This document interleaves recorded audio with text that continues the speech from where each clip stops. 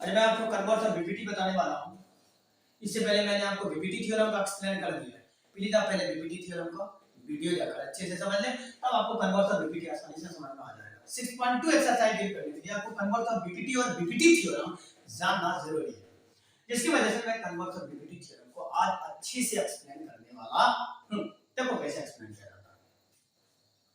सबसे पहला BPT theorem में आपको प्रूफ क्या करना पड़ता था।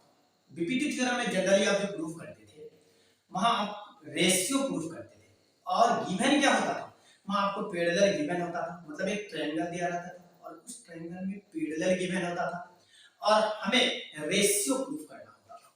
लेकिन बात यहाँ कन्वर्स ऑफ बीपीटी की है। कन्वर्स का मतलब होता है उल्टा, मतलब बीपीटी में जो आपको प्रूफ करना होता है वह कन्वर्स ऑफ बीपीटी में आपका गिवन होगा, और वहां जो गिवन होता है बीपीटी में जो गिवन होता है यहाँ उस चीज को आपको प्रूव करना है, जस्ट उसका उल्टा थ्योरम। शायद आप समझ गए। अब मैं इसका स्टेटमेंट पर ध्यान दूं। देखो कन्वर्स ऑफ बीपीटी मतलब बीपीटी का उल्टा। देखो पहले इसका स्टेटमेंट क्या होता है कि if a line divides any two sides of a triangle. एक ट्रायंगल कहा तो पहले आप बिना सोचे समझे एक ट्रायंगल बनाओ। मैंने इस ट्रायंगल का नाम दिया ए बी सी। अब इस थ्योरम इस ट्रायंगल का नाम आप PQR भी रख सकते हैं, एक्स वाई जेड भी रख सकते हैं, आप पर डिपेंड है आप किस तरह करना चाहते हैं। और उसके बाद कह रहा है कि in the same ratio, then क्या कर रहा है, इन द सेम रेशियो मतलब इनको जो डिवाइड कर रहा है वो सेम रेशियो में डिवाइड कर रहा है। तो रेशियो कैसे होगा भाई, तो मतलब इसके बीच में कोई एक पॉइंट लेना पड़ेगा और इसके बीच में भी आपका एक पॉइंट लेना पड़ेगा। इसको आप यहां से बिना सोचे समझे आप मिला दें। क्या मैंने मिला दिया। अब मिलाने के बाद इसको रख दो D और इसका नाम रख दो E। अब देखो D और E को हमने रख दिया आसानी से इसका नाम।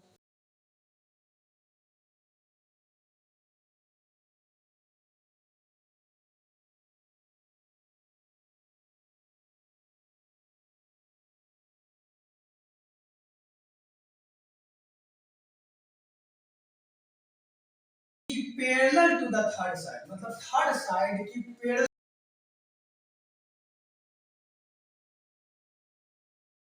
तो रेशियो दिया गया। क्या दिया दिया गया, रेशियो दे दिया गया, क्योंकि a line divides into two sides, मतलब जो लाइन को दो साइड के रेशियो में डिवाइड करता है वही आपका।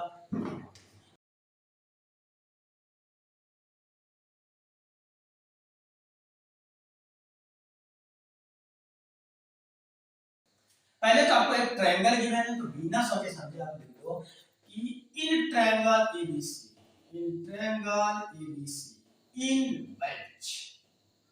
in which AD बटे DB, मतलब AD बटे DB बराबर होगा AE बटे EC। लिख दो AE बटे EC, लिख दिया आप, मैंने लिख दिया। पहला चीज आपको गिवन है कि ट्रायंगल एबीसी, ये ट्रायंगल मैंने लिखा और उसके बाद इसमें रेशियो गिवन है तो मैंने रेशियो को लिख दिया।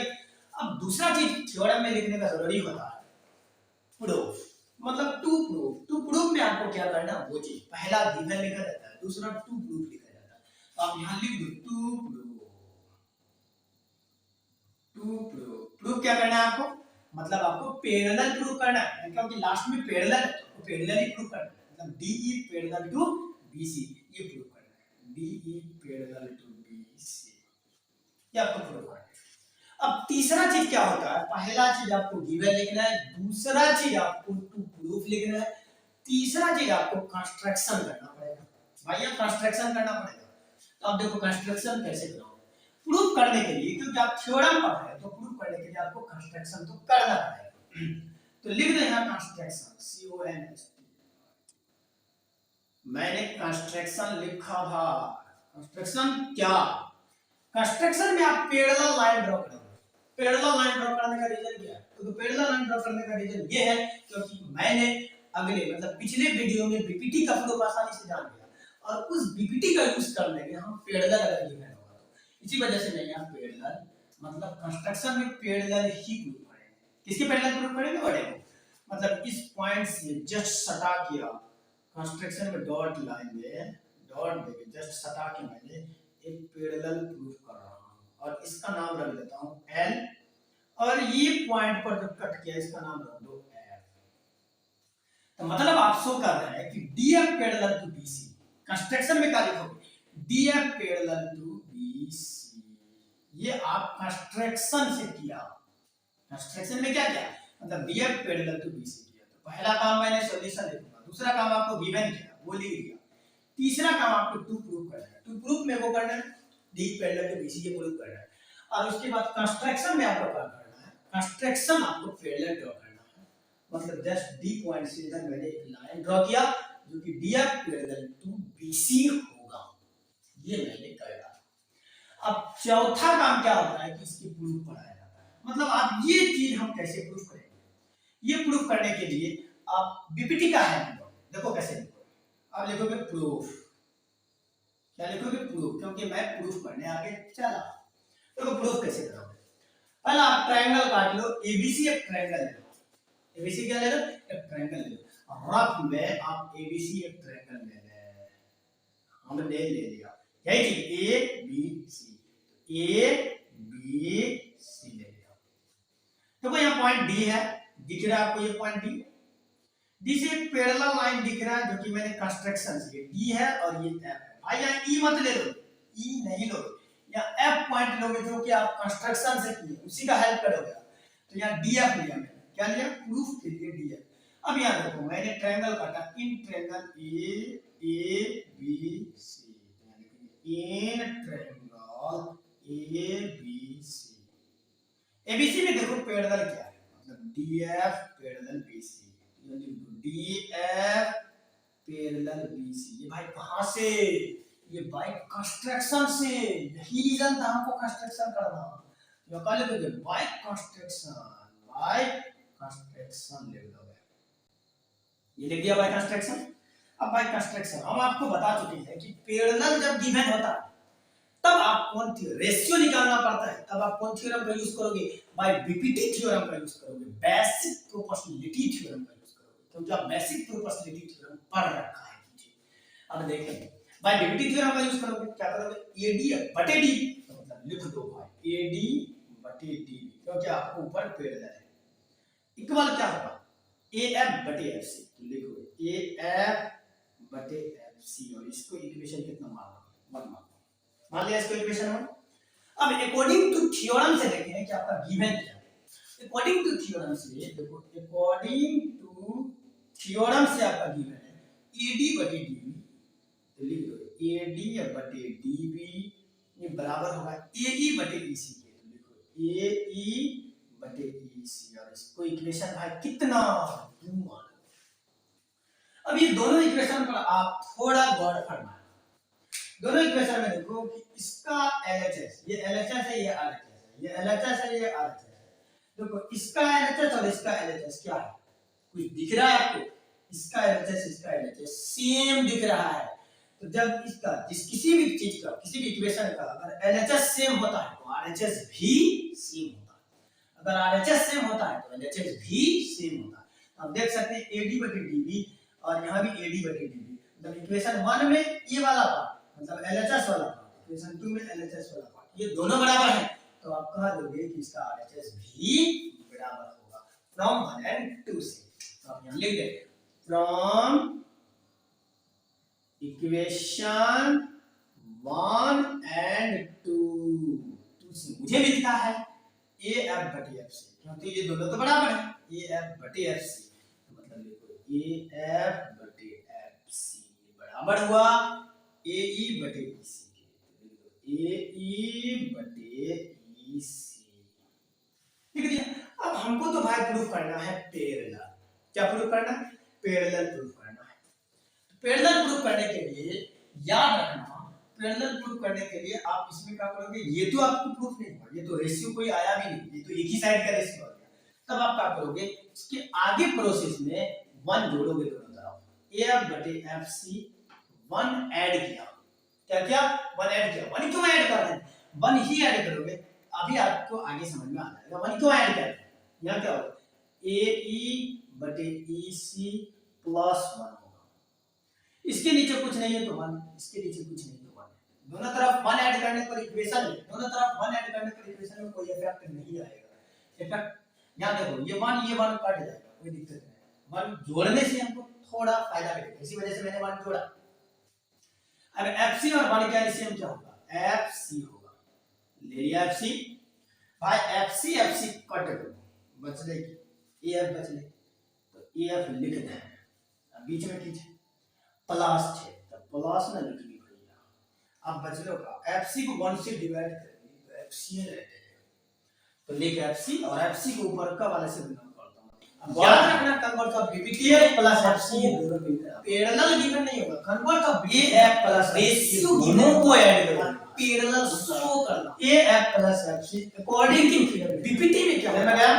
पैरेलल गिवन होता है F प्लस FC, कोई भी F 6 प्लस F6.1 ये दोनों मिलकर बन रहा है। जैसे ये सब 6.1 बन रहा है, ये FC के स्थान पर अगर क्या 1 और 6.2 AF प्लस FC बढ़िया से दोनों को ऐड करोगे AF plus FC according to figure, ये आपका इधर में गया फॉर्मूला था।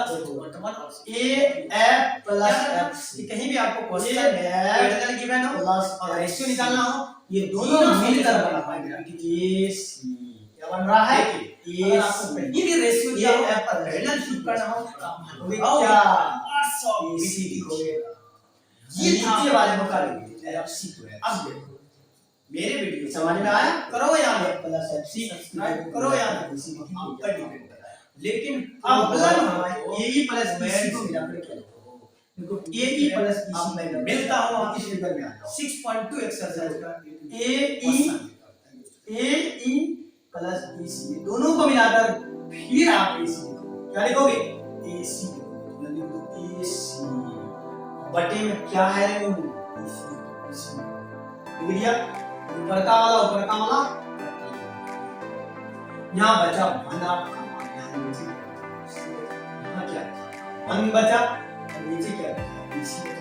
सर आप क्रॉस इसी को 1 से गुना करोगे BC बराबर FC को 1 से गुना करोगे FC। अब देखो यहाँ CC भी कट जाएगा, बचा क्या? EF। अब आपको पैरेलल प्रूव करने के लिए E बराबर F शो करना पड़ेगा, EF के बराबर शो करना पड़ेगा।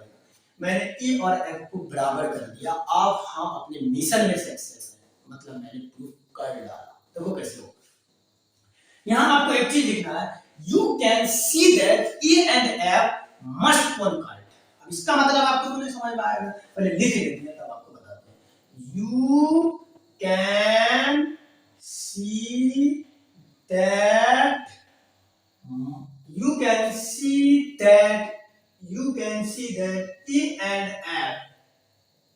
E and F most conjoint, COINCIT, ये मोस्ट कॉन्क्वाइट होगा। क्यों आपको ये समझना है कि कॉन्क्वाइट क्यों कहा? क्योंकि E और F के बराबर है, मतलब ये आपका कॉन्क्वाइट क्या होगा? कॉन्क्वाइट होगा। इसलिए मैंने लिख दिया you can see that E and F must कॉन्क्वाइट, लिख दिए। लिखने के बाद आप देखो बाय कंस्ट्रक्शन पर जाओ, कंस्ट्रक्शन पर देखो DF पैरेलल टू क्या है? BC है, यहां लिख दो DF पैरेलल है आपका BC, क्योंकि आपने कंस्ट्रक्शन में कर रखा है बाय कंस्ट्रक्शन CONST कंस्ट्रक्शन, क्योंकि ये कंस्ट्रक्शन में आप कर रखा है। अब बताओ यहाँ D तो D, इसको छेड़छाड़ मत करो, बताओ F के स्थान पर क्या बैठा होगा? जहां आपका F होगा वहां तो E बैठा सकते हो। अब बोलो क्यों?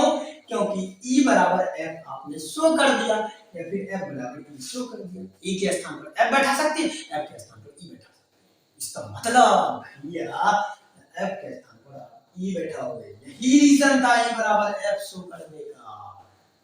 प्रूव कर दिया, क्योंकि आपको F के स्थान पर E बैठा होगा, बैठा दिया। बीच में पैरेलल तो पैरेलल कर दो, BC को भी छेड़छाड़ करेगा नहीं, इसको भैया छेड़छाड़ करने से कोई नुकसान हो जाएगा।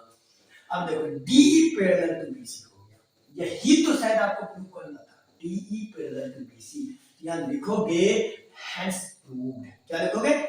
हैंस प्रूव्ड, हमने लिख दिया hence proved DE parallel to BC। ये था आपका कन्वर्स ऑफ BPT।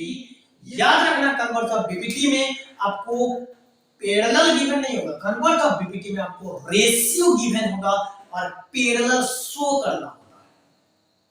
लेकिन बीपीटी में क्या होता है कि पैरेलल गिवन होता है और रेशियो निकालना होता है। कोई भी क्वेश्चन में आप 6.2 ये 6.1 और 6.2 थ्योरम अच्छे से जान जाओगे तो आप 6.2 एक्सरसाइज का हर एक क्वेश्चन को अपने से एक्सप्लेन कर दोगे। अगर आप 6.1 और 6.2 थ्योरम का बढ़िया से एक्सप्लेनेशन नहीं जानोगे तो भाई आप एक्सरसाइज को एक्सप्लेन कर ही नहीं पाओगे। ये आपका एक तरह से फार्मूला था 6.1 और 6.2 एक्सरसाइज। याद रखना कि कहीं भी आपको क्वेश्चन में पैरेलल गिवन हो और रेशियो निकालना हो तो बिना सोचे समझे आप बीपीटी थ्योरम का यूज करना। लेकिन अगर आपको कहीं भी रेशियो दिया हो और पैरेलल प्रूव करना हो तो आप वहां लगाओगे कन्वर्स ऑफ बीपीटी थ्योरम। ये था आपका कन्वर्स ऑफ बीपीटी थ्योरम। अब देखो मेरे वीडियो को आप लाइक करो या ना करो, सब्सक्राइब करो या ना करो, वो आप पर डिपेंड है, लेकिन प्रॉब्लम हो तो कमेंट जरूर करो। Thank you student. अब मैं मिलता हूं आपसे 6.2 एक्सरसाइज का A to Z क्वेश्चन